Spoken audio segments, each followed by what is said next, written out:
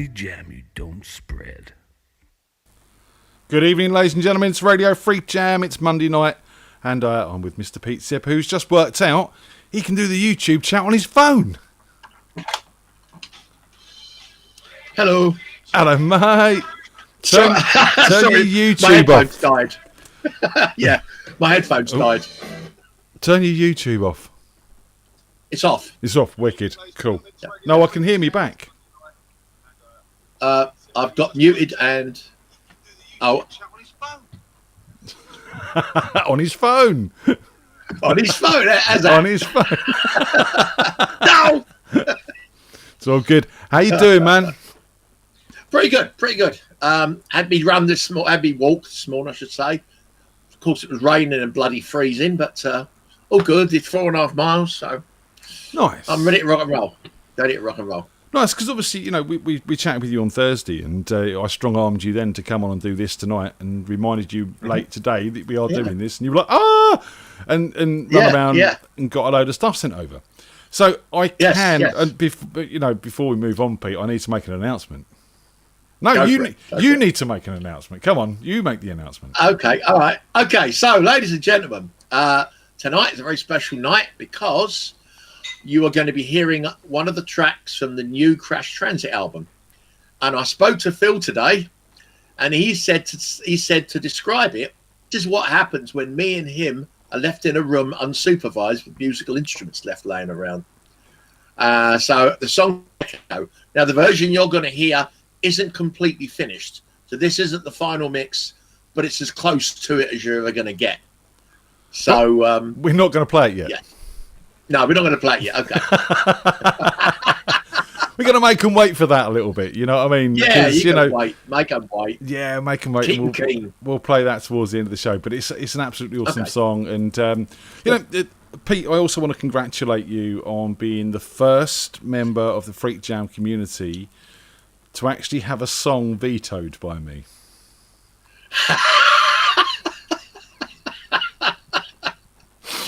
I can quite understand why. You know, we are very open on this show. We people get away with a lot of stuff because we market not for kids. It's an adult show and it's intended to be that way. Yep. But some lines you have to draw. And you sent me some songs tonight and said you might want to listen to these a little bit before you play them. Yeah. They're both edgy. One a little bit more than the other, and it tips that line for me. So congratulations. I'm vetoing one of your songs, mate. It's not happening. Hey!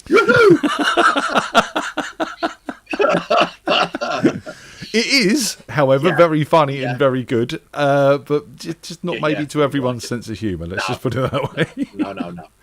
No. Yes, Sean. Answering Sean there. It's higher than the demo, but less than the release. But it's not far off. So... And because the version you've got, Ian, has got more ska drums on it. This version's got more normal drums, but playing the same pattern. And of course, we've got saxophone, so that gives it a different flavour altogether. Saxophone. So see the thing. Oh man, the track is awesome, and I first listened to it, and my initial thought was, "This isn't Crash Transit," and then it was like, actually, yeah, this is Crash Transit. Yeah, As soon as you hear Phil start the song, it's Crash Transit. Yeah. But do you know what I mean? It's different. It's very different to what we've grown used to over the past year of listening to the album. How do you feel about that? Well, on the first album we had 1111, which is a country song, which isn't really us, but it is us. And it was one of those sort of things. Me and Phil were writing songs, and again, it was just me and him in a studio, and all the demos we put down. Obviously, before the guys joined the band, we had this running, moving around.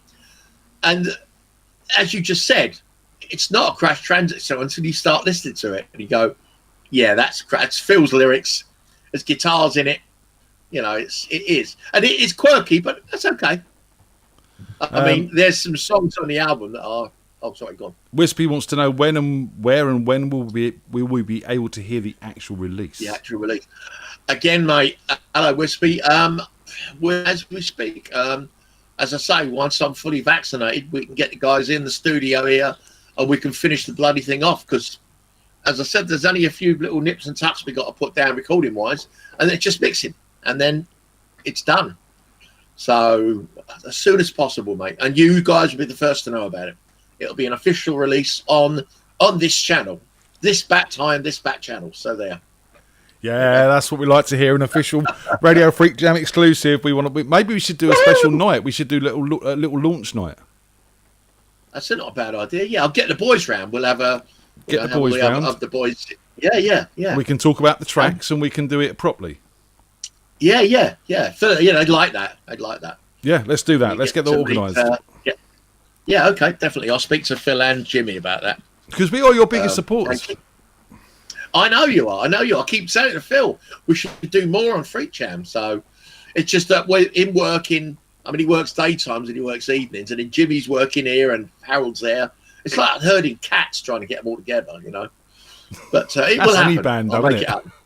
That's that's true. That's just band life, Pete. You know what I mean? It's, Yeah, that's true. Yeah. So I mean, talking about band life, Yeah. I sort of said to you before you came on the show, before the show started. How did we meet? And neither of us can really kind of remember. We've kind of always just been around each other. Yeah. I mean, again, the Jam. When I first started going to the Jam, I met Mark, Drew, and you guys, but we weren't friends as such. I just saw you on whenever I went down there. Again, the band would change sometimes. It'd be Drew on drums, sometimes I'd be someone else. Sometimes I'd be Gav, sometimes it was limbo, but I just enjoyed the music. And then I started drinking at the bar, and then people, I think this came in, through the alcohol. That sounds mad, but it's...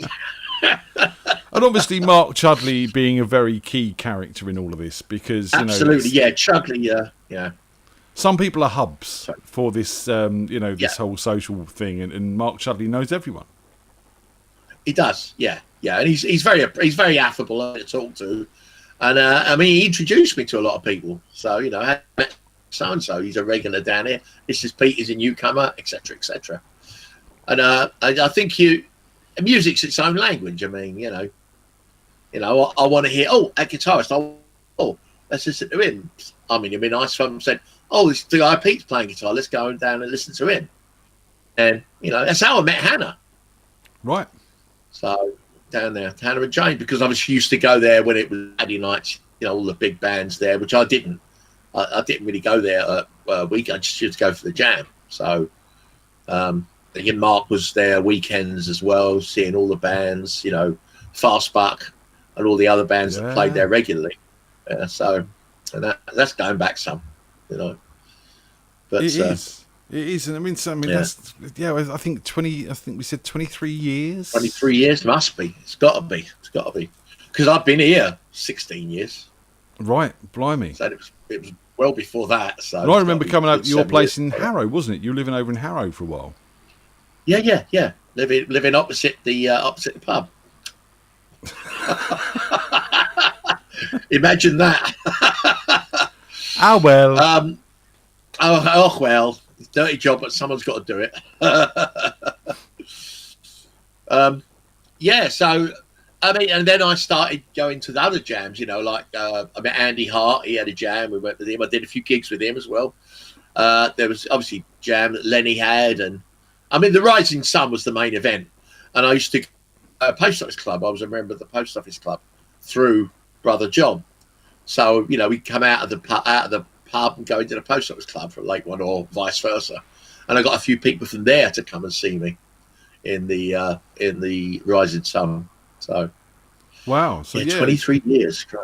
23 years, man. Yeah, and it's taken a global pandemic for us to sort of have a proper chat since you've moved away. We've had a couple of emails and bits and pieces, but it's taken this to sort of, but it's been wicked, and it's great to have you back on board, same as it is too. Yeah, I enjoy it. Yes, it's good to be back. It's good to reach out and be, all the new people I'm meeting now, all those names down the side there.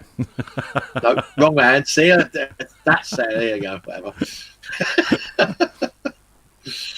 That way. Yeah, so now I've met some new people to jam. So when I come to England, there'll be some more connections, some more people to meet up with and perhaps collaborate with. Get your drop boxes ready. Here we go again. And we're off. And we're off. So where did music start for you, Pete? I mean, you know, again, I've known you a long time, but, you know, what sort of age did you pick up a guitar and play it with anger? My very first guitar, or close to a guitar, was a Beatles guitar, which had metal strings on it, and it had a little booklet on how to play it.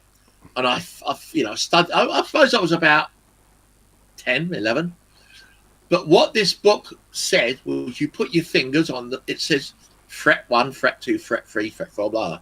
So I'm putting my fingers on the frets, not between the frets. So all I did was make a fucking racket, and it was like, this is shit. You know, I'm doing something wrong here. I can't be very good. So I never pursued it from that. I just left it to one side. I got some money together, and I was 13, and I went and bought a classical guitar from a shop down East Street Market in London. Wow. And it was a Suzuki classical guitar. You know, the fingerboard's like this wide. And that's my first guitar, and that's the thing I started learning chords on.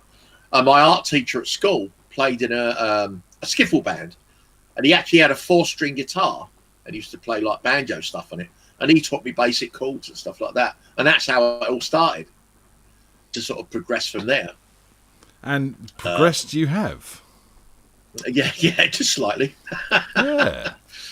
Yeah. So I've been playing. Well, 13, so I'll be playing nearly 50 years.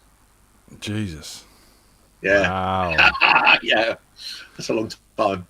And I've nearly got that B chord down. Nearly. Everyone hates the B chord.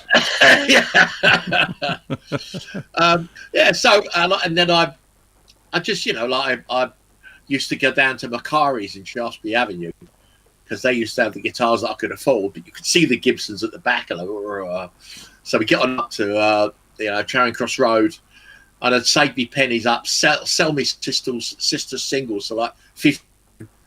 I mean, they're probably worth a bloody fortune now, and get like CSL Les Pauls and things like that. Wow. CSL Les Paul ones with a beautiful maple top to it. Intonation was fucked, and I didn't know what intonation was.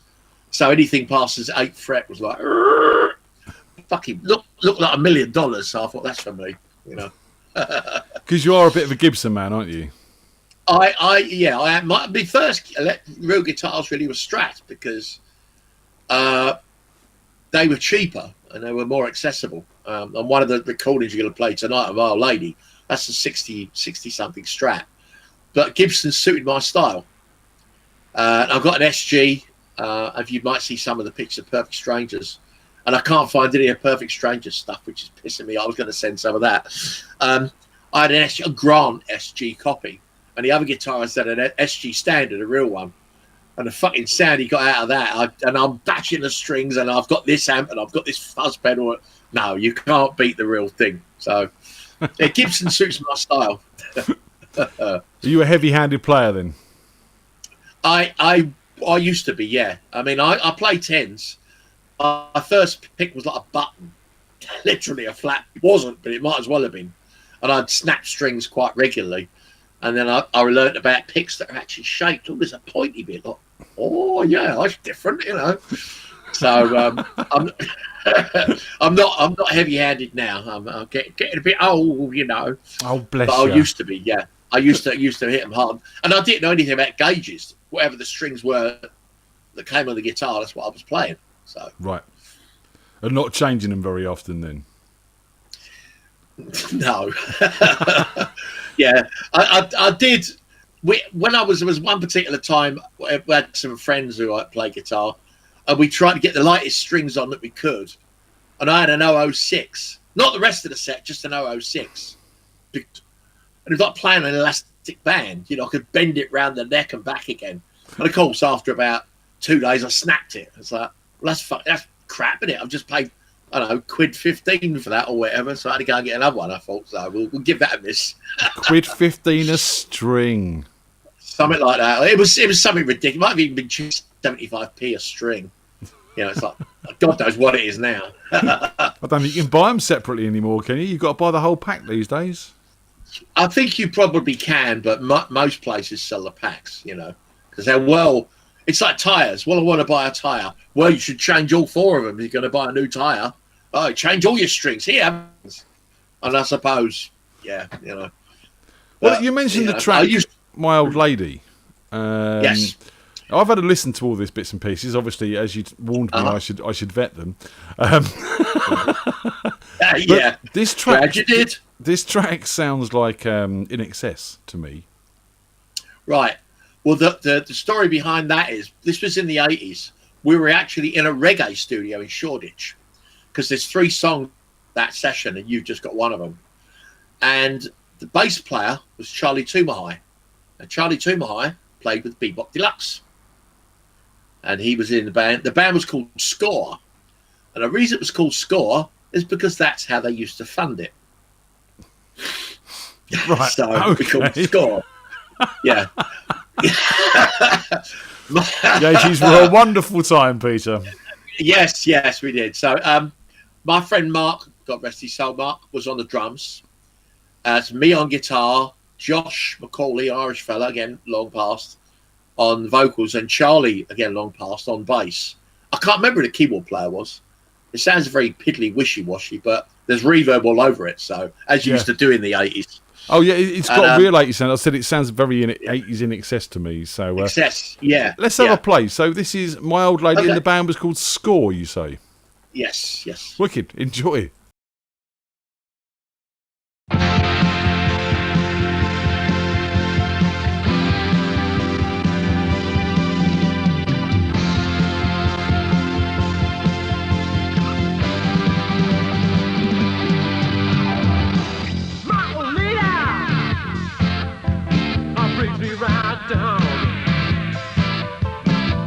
She put my head in some clouds, then she brought it right down.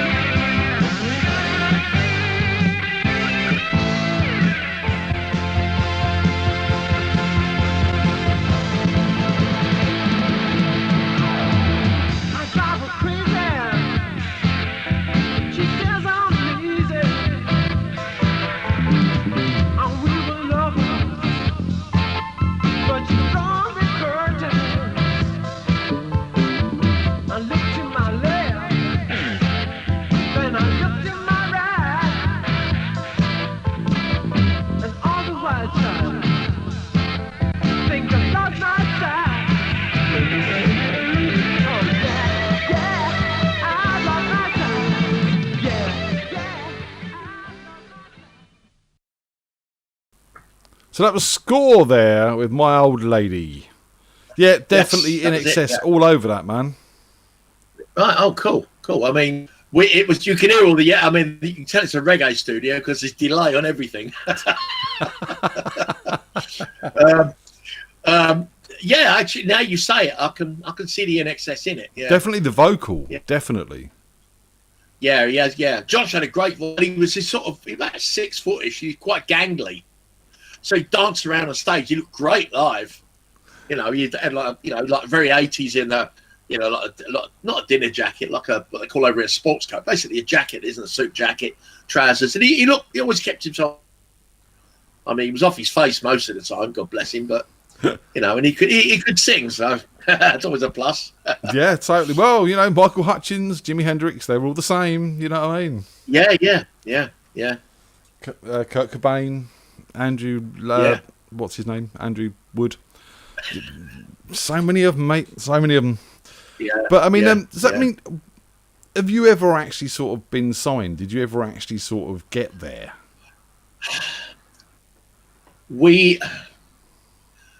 One of the bands I was in the late 80s, early 90s was a band called Luxury.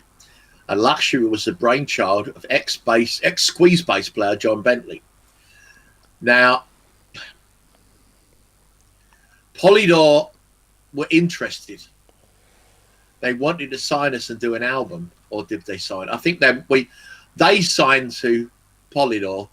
I personally didn't. So, and we did the album, but it was never released. And we went down to a studio called Parkgates in Cattsfield, which is down near Hastings, and we did the album down there. Again, I haven't got any of the masters to that. When I got divorced, a lot of my stuff, disappeared, and I moved from South London up to Greenford. So a lot of stuff is lost, unfortunately. I've still got the half-inch masters of that album, which is sitting in a cupboard, and it's like, I don't know what to do with them because I can't play them back. So if I might track someone down and just digitize them and stick them on a CD or something. So Polydor, they were interested, but John, the bass player, and the keyboard player, Bob, those were the two that they wanted to sign. And in the end, they didn't. So, but that's the closest I think I ever came. And I auditioned for Brian May's band. Oh, wow. And when he obviously when Queen split, so I went to the audition, and I've got me leads in a Tesco carrier bag. I mean, I went on the bike, got me guitar strapped to me back, like you do, and I turn up and there's all these flight cases and shit coming out, and these blokes in the in the stage dress, and I thought, oh, here we go. So I'm sitting there, and Cozy Powell is sitting just in front of me chatting, and he says, "Whose Suzuki is that downstairs?" I said, "That's mine." He said, "That's a GS 750, isn't it?" I said, "Oh, yeah, right." And we would just start chatting, and then they had to go in for another audition. So I'm getting more and more nervous. And this was at the studios in Olympia. It's a recording studio now. I can't think of the name of it. And out comes Brian May. And he comes to me, he shakes hands, and he says, well, tell me a bit about yourself. And I said, blah, blah, blah. And he said, have you ever been on tour before? I said, no, He said, okay, well, have you had something to eat? I'm like, I'm not expecting this. I said, yeah. So he's making me more and more nervous. He said, we can do you some food if you like. No, I'm good. What amp do you normally use? I said, well, I've got a lot of Marshall 50 head. He said, well, we've got Vox, or we've got some Vox, or we've got Vox AC30. I said, all right, I'll have a Vox AC30 then. Out comes a roadie, takes me gear. I've got like a distortion pin, like an Ibanez distortion. So he takes everything away from me. So I go into the main thing, and there's Spike Edney, my friend who got me the audition. He's basically Queen's fifth member. Look at any Queen album, Spike will be on there. There's Whitesnake's bass player, obviously Neil Murray. This is all full setup. Cozy Powell on the drums. These three girl singers, Brian May and me. And so and they give me 3 songs to learn: Hammer to Fall, Tie Your Mother Down, and a song off of his just released solo album. So I go in, and there I am all set up, the guitar's all tuned up on a stand and everything. So we did Hammer to Fall. No, Tie Your Mother Down, the song of his album, Hammer to Fall. And it just blurred. I mean, I can barely remember any of it. And we're chatting afterwards. And Spike's deliberately avoiding me because he said, don't let them know we're friends. They might not give it. They're looking for a complete newcomer. So I said, oh, blah, blah, blah. And so Brian May says, and I'll never forget it, Brian May says, we'll be in touch. Cozy Powell leaned across his drum kit with his drum set. He said, we will be in touch. And I'm like, fucking hell. So I went out. Obviously I did, but I was told I was that close. Oh, man. So, the claim to fame, you know. And I was also told I didn't make an arse of myself. And I said, what does that mean? He said, Spike said, you wouldn't believe the people that came to audition. He said, you would not believe the dickheads that came in to try and play. He said, there's only 3 songs. You just play them and learn them and play them. All this gear being brought in. You came in, plugged into an AC-30 and just played it. So, yes, it is a pretty good story. I'll tell my grandchildren, but A, I haven't got any, and B, they'll probably go, Brian who? Does Tim know that story? I believe so. I think I must have told Tim this, yeah. Surely you must have told Tim. This was after. No, I'd moved up to Greenford. This was before, so I must have told Tim. This was before I'd moved to Greenford. I was still living in Bermondsey then, so so that was the closest I ever got to being signed to a major band. But hey, it's all good. All good. Well, you did play with a major band. It was only 3 songs, well, but you played with them. Fucking hell, man. Songs. I mean, that in its own right is awesome. Yeah, I wish I had recordings of it because, I mean, but again, it was one of them things, nobody recorded anything them days. They did video it because I think they wanted to look back on it later. And it took them 2 weeks for me to find out. And, they said, I wasn't really expecting it because I saw these guys at the gear and I thought, I ain't got no chance, you know. And I didn't hear anybody else because it was all soundproof. So you were they spaced people out so you didn't hear who was in front of you or who was coming on next.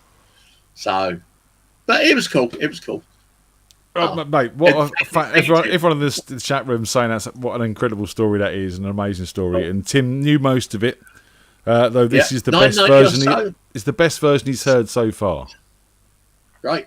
He's just saying would have been 1990 or so. Yeah, about that. Read a bit about that. Yeah. Jesus. So. Wow, man. That was cool. Yes. That was again. I wish I could remember all of it, but it was just a blur. And he just let me take all the solos as well. And you think that's great, but I've got Cozy Powell playing drums, Neil Murray, Brian May. You know. If you turned up to a jam night and it was that lineup, you'd be pleased, wouldn't you? You know what I mean? Yeah. Well, I would. Yeah, I would now. I think that's incredible. Yeah. Nice, very, very nice. Facts we didn't know about Pete. That's an awesome story. There you go. Let's have another track. One you sent me it's just called Song 12. Okay, this is a demo. I actually got when we moved to Harrow.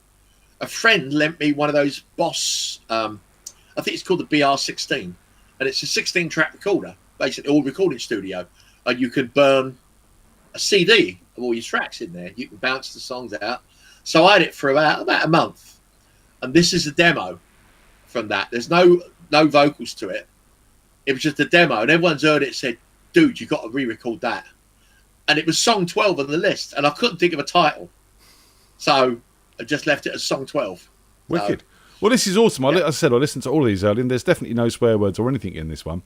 So that's good. So this is song 12 by Pete. It's a demo. It doesn't sound like one.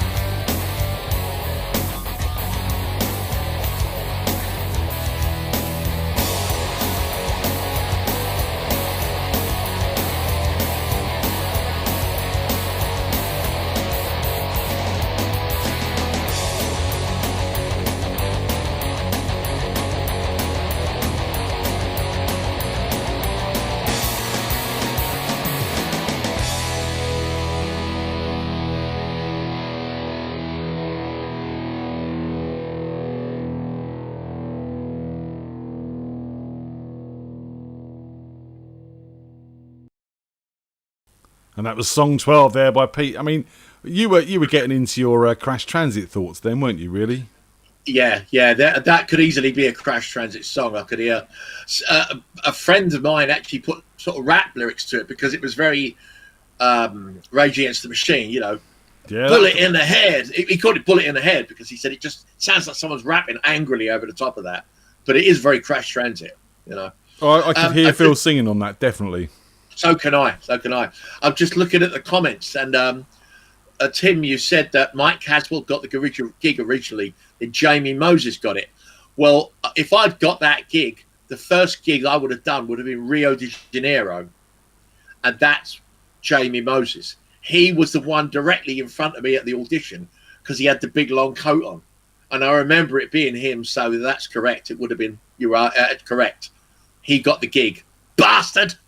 And as I said in the chat room, God bless and rest in peace Mike Caswell, who died in a horrible diving accident, if I understand. Yeah, it was. That was nasty. Yeah.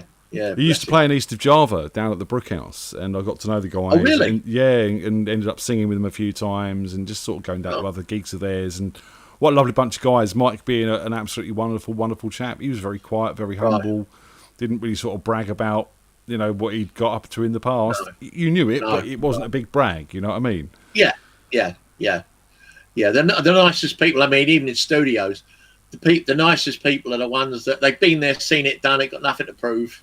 And they're a joy to work with because they just come in, they want to do a job, you do your job, thank you, and they're gone. None of this. Apart from one pop star, who the session that I managed to fucking swerve came in, and he was an arsehole, complete arsehole. And his name rhymes with Goy Borge.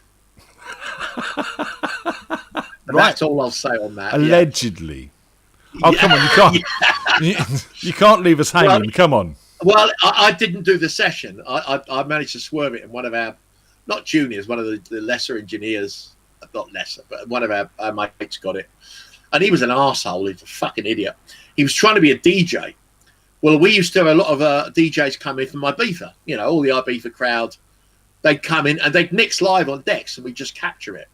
And these guys are, they've been doing it for years, and they're really good at it. He came in and just put the tracks together and time flexed them so the beats were together. And that ain't DJing.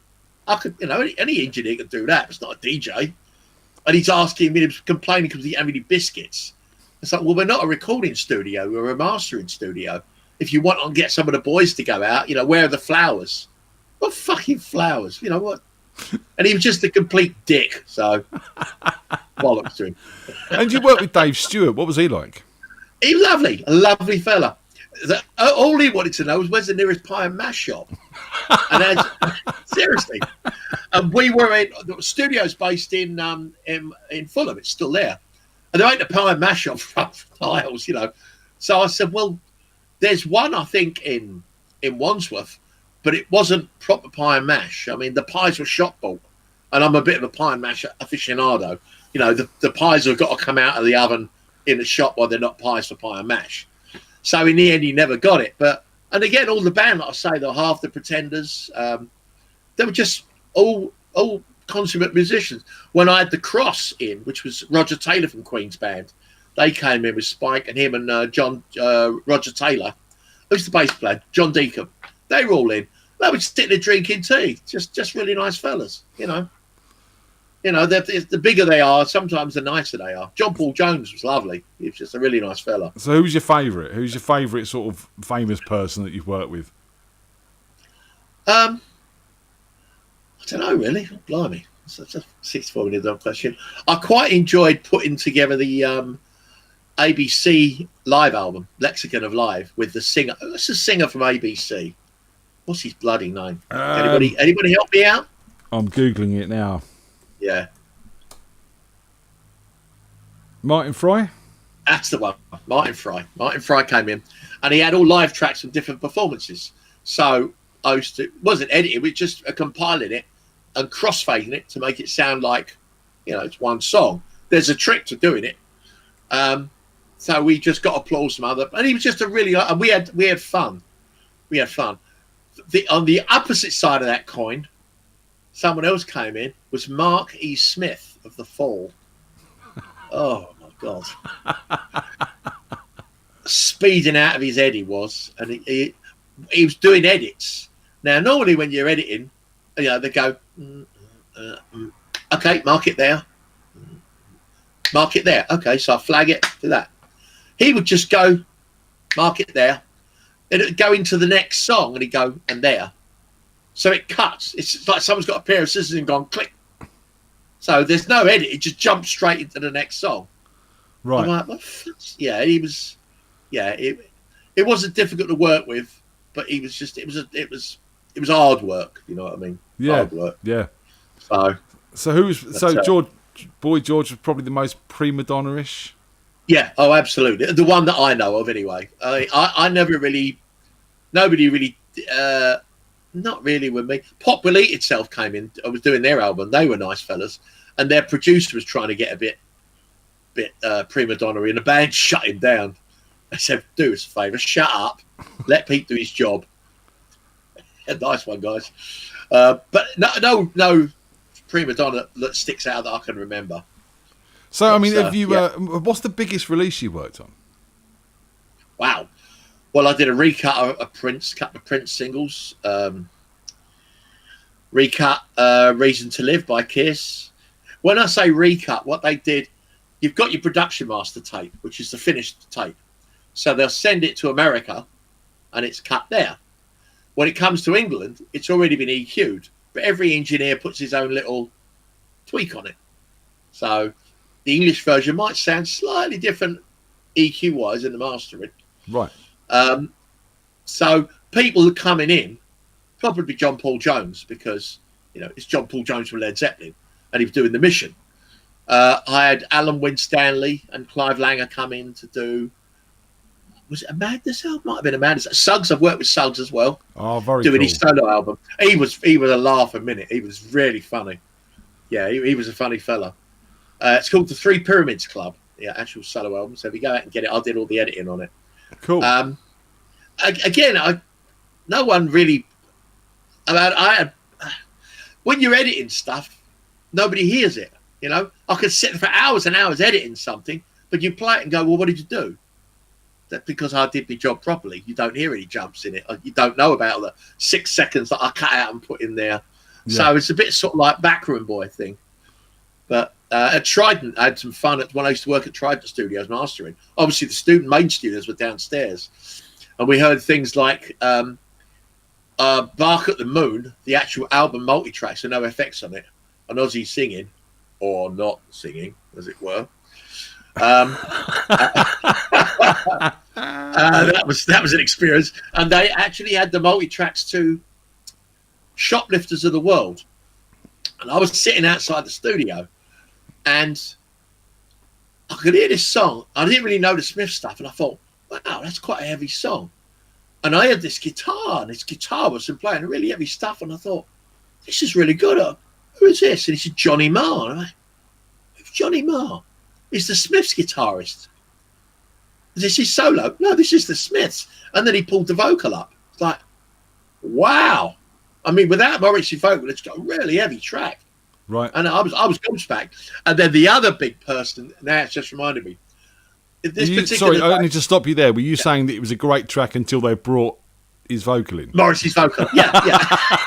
And then it just became miserable and dank. Yeah. Oh, top left is on the wall. Blah, blah, blah, blah. Yeah, that's it. I'm upstairs. There's 3 studios, so I'm upstairs, and there's a kitchen up there. And someone's in Studio 3, and they're tearing the guitar up. And I'm like, fuck, that's really good. And my friend Keith Keresy's name is a producer. He said, "Oh, we'll go out for a drink in a minute. I'll bring this fella down with me." I said, "All right." So we come out onto Broadwick Street, go to the pub. Who walks in? Jeff Beck. It's Jeff Beck working out. And again, nobody knew him. We're sitting there chatting, talking guitars, and he had a pint. And then we went back in. And I'm making excuses to go upstairs to listen now, because I don't know what he was doing. It was after Blow by Blow, but he's fucking ripping it up on a guitar. I could have sat there all day listening to him, but of course I had work to do. But again, he was a lovely fella. Nobody knew him. show off like, oh, I play this, I've got this guitar. He was just a really nice bloke. Really nice bloke. That's how it needs to be. So, look, we sort of spoke about the start of the show that I vetoed one of your tracks, and I'm letting another one pass. Yes. And I think it's about time we gave the people a listen to this one, in the hope that they understand why I vetoed the other one. And just a quick story before you do. Yeah, this is called Chain and Sprocket. This was with me and my friend Steve, who sadly passed away recently. There's a lot of people who passed away recently. It was his brainchild, but we wrote the lyrics together and I edited it and took it into Sony, so I'm all over it, as you'll hear, the sound effects and stuff. And this is called I Hate You by Chain and Sprocket. Here we go.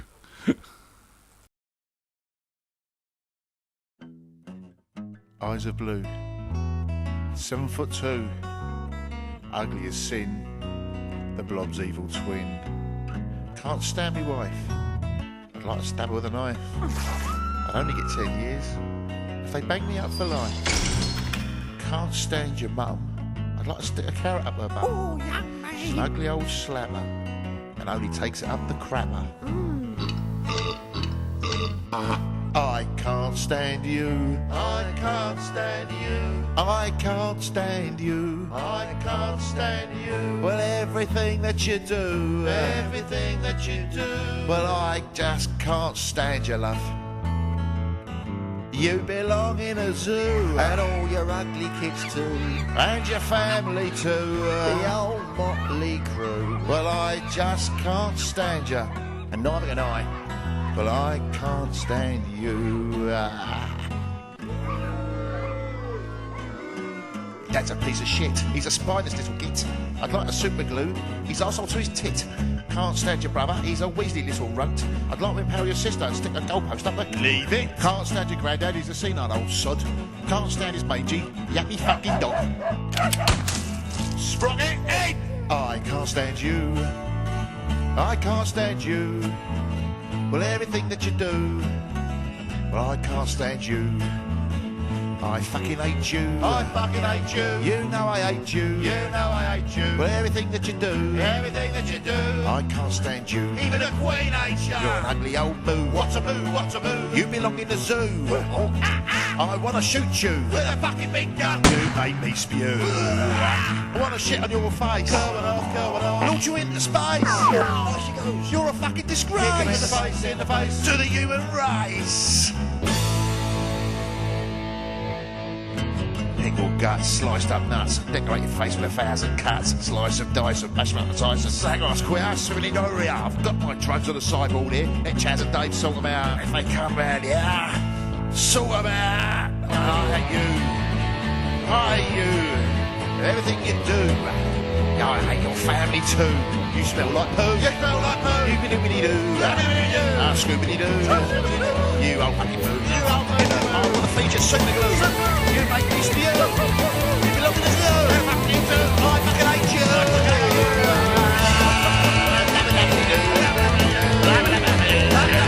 And your family too.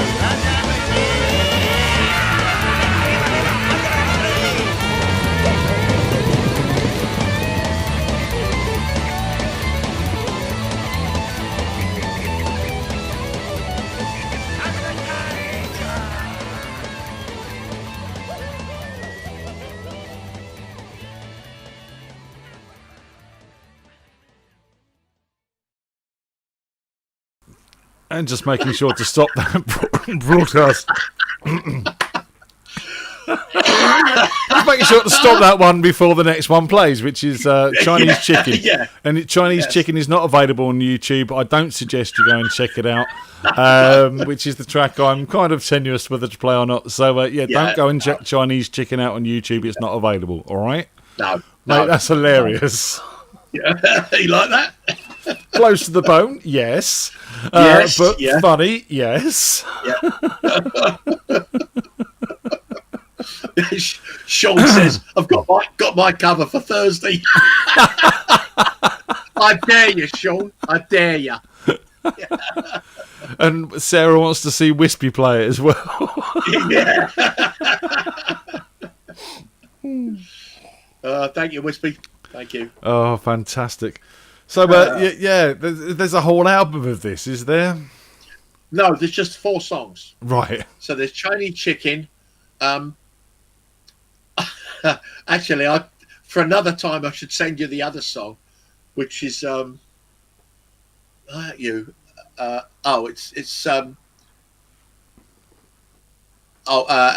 about food as well, but it's not quite as bad as Chinese Chicken, but it's on a par with that. So yeah, there's 4 songs. The last one was a bit sort of sloppy.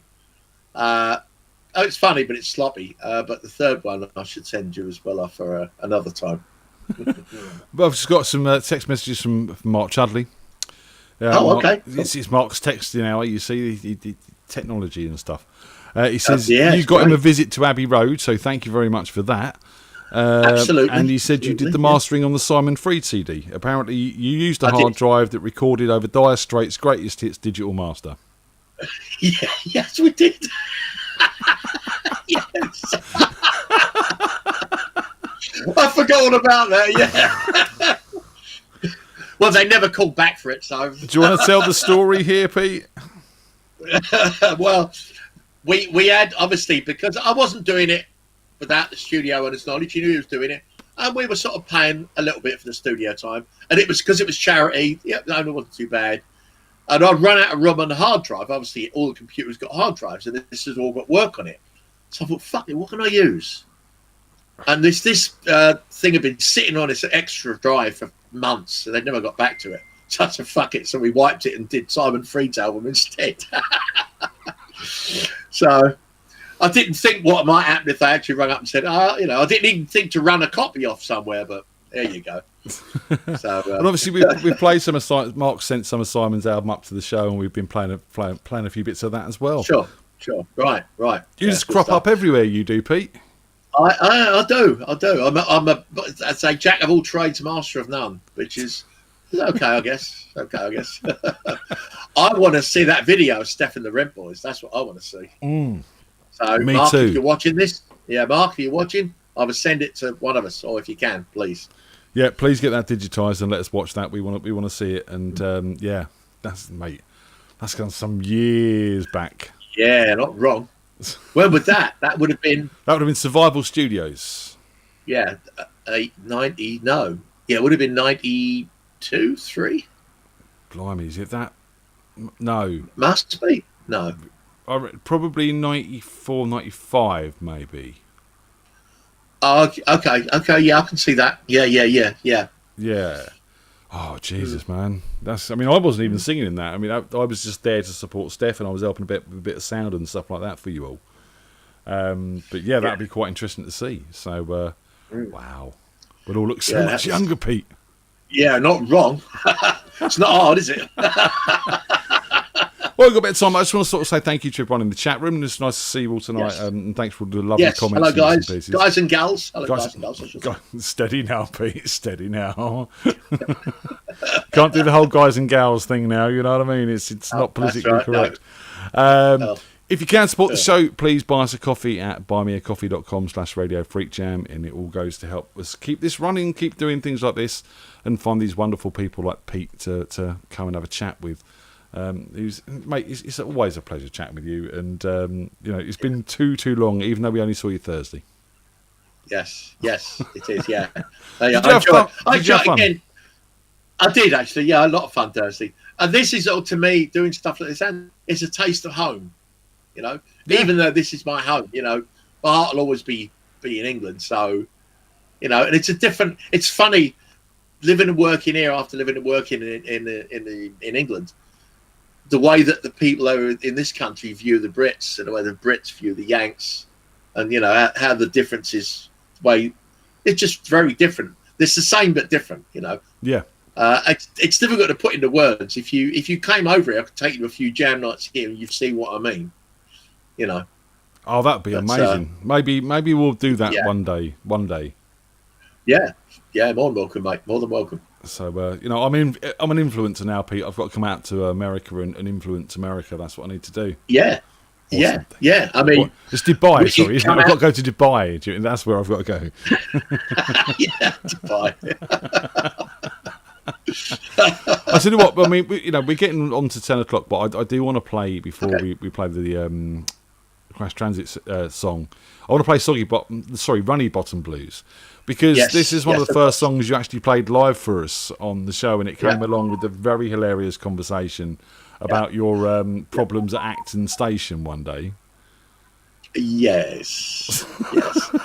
That's sort of where this came from, but actually, Anne helped me write the lyrics to this. Because, really? She helped me write the lyrics, believe it or not. Just to let you know, there's a 10-second gap at the beginning of it. So 10 seconds of silence, and then it comes in. Right, okay, that's fine. Yeah, because again, I used this BR1600 to do that. And that's the first time it was recorded. You have the only surviving recording version of it. And apart from the one on FreakJam. It sounds great. I love it, and it's just funny. And we love a little bit of fart and poo humour sometimes. You know what I mean? Of course. Yeah, absolutely. Yeah. Just be thankful there's no sound effects on it. Well, here it is, ladies and gentlemen, Runny Bottom Blues.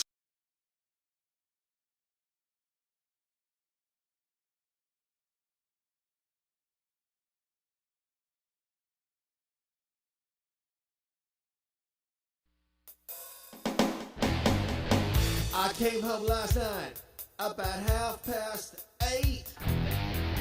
I know I was hungry, don't recall what I ate. I woke up this morning, I was feeling fine. But all of a sudden, about 9:30, I got the blues. Well, I got the blues. Got to tell you all the news. I got them running bottom blues.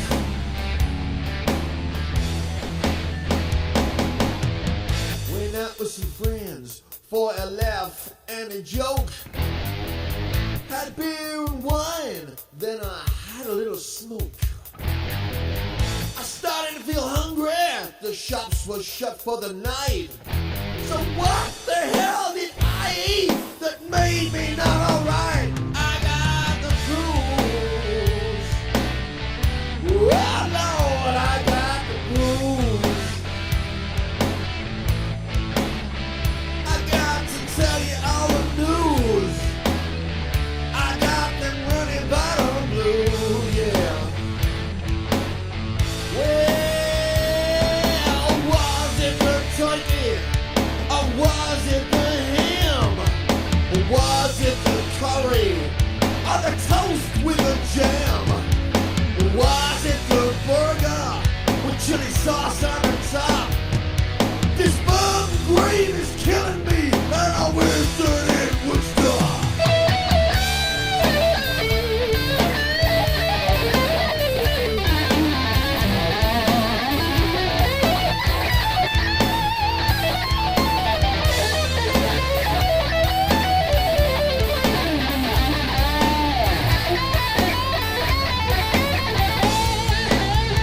Well, was it the sausages, or was it the cheese, or that cold Chinese chicken that had me on my knees? Was it the burger with chili sauce on the top? This bum cream is killing me, and I wish that it would stop. Now I'm feeling better. I think it's all but gone. 'Cause there's nothing left inside me. It's all down the jump. I haven't felt this rough since I can't remember when. I'm trying to leave the bathroom, but here it comes again. I got the blues, yeah. I got the blues, yeah. Got to tell you all the news. I got them running bottom blues.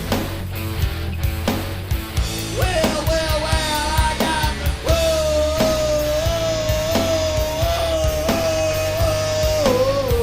blues.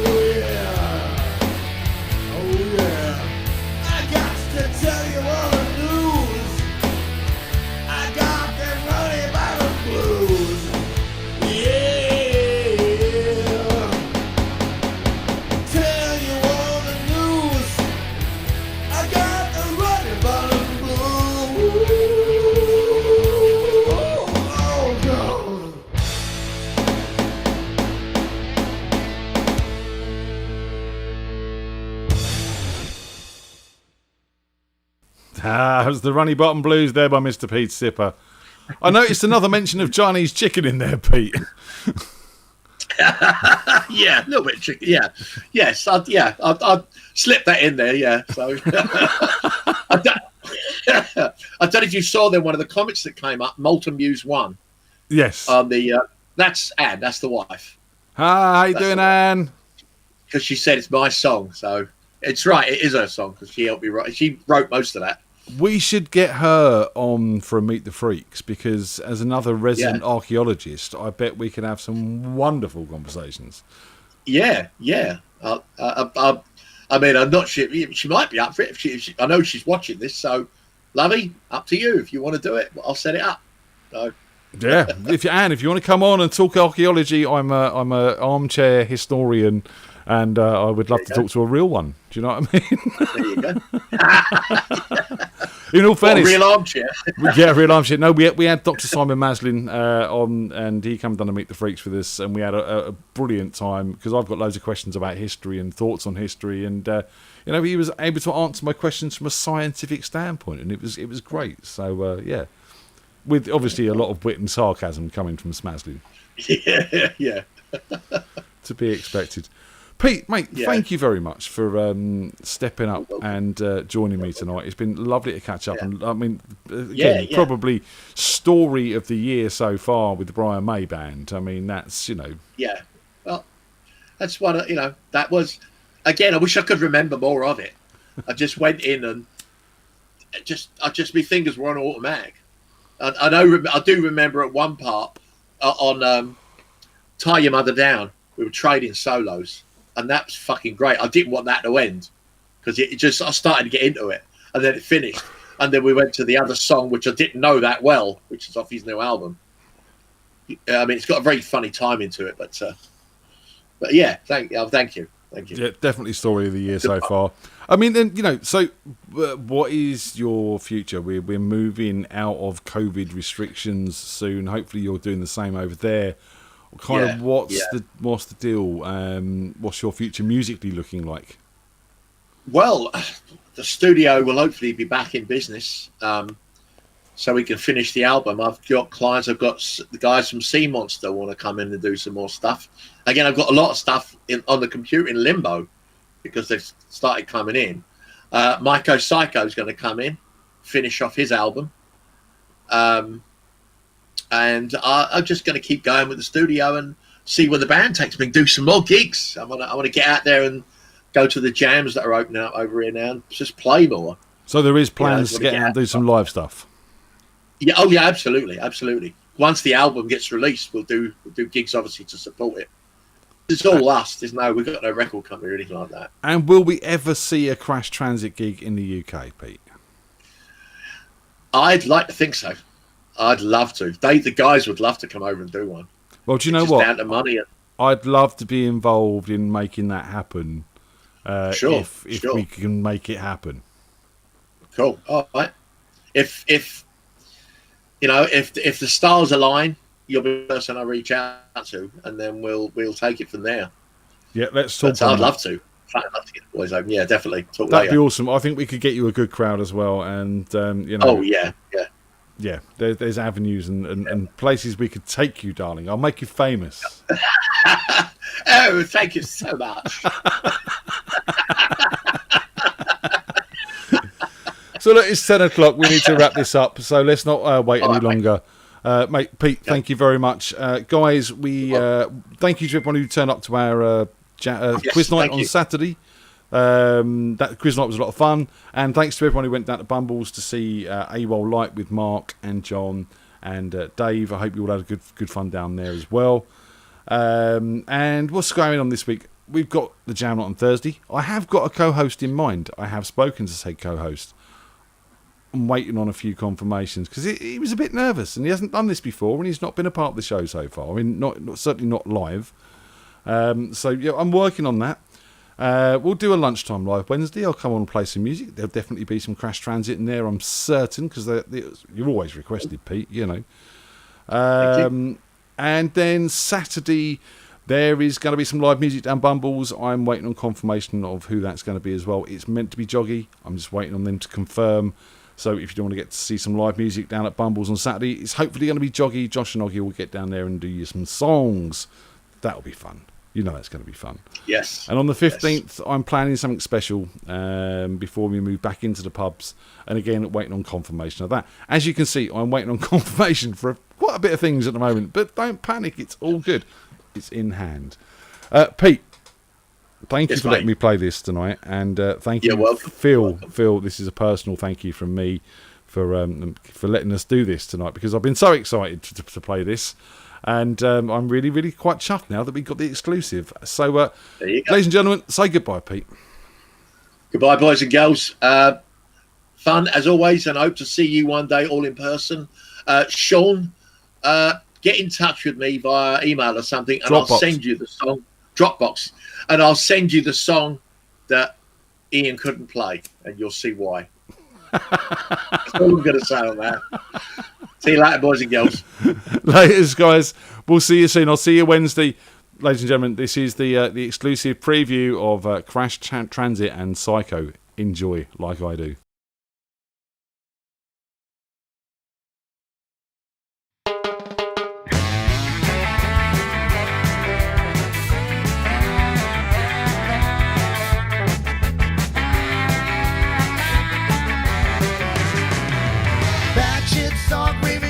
Tree. The psycho girls, they're the one for me. Screw loose, straight jacket, cuckoo's nest. The psycho girls, yeah, they are the best. Well, a Prozac Ritalin. Open up and let them in. Pink hair, pierced tongue. Man, I gotta get me one. A little crazy, lots of fun if you like it. A psychopath is just a trail in the park. You can drive yourself insane or can bike it. She'll keep you guessing, keep you lost in the dark. My little crazy's lots of fun, you should try it. A rubber room's a bouncy house for the mad. You know she's never gonna stay, can't deny it. But psycho girls are still the best of the bad.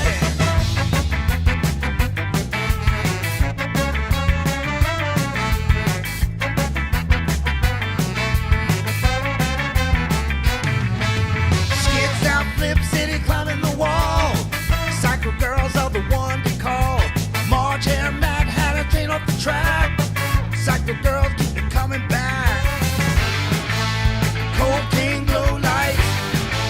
It's gonna be a long night. Slamming in this mosh pit. Loving every smack of it. A little crazy, lots of fun if you like it. A psychopath is just a trail in the park.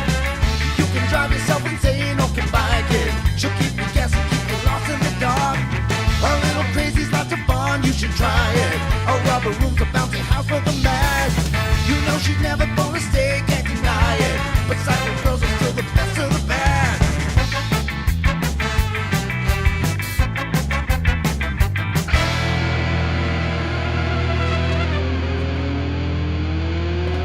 I like them nuts and I cannot lie. Something clear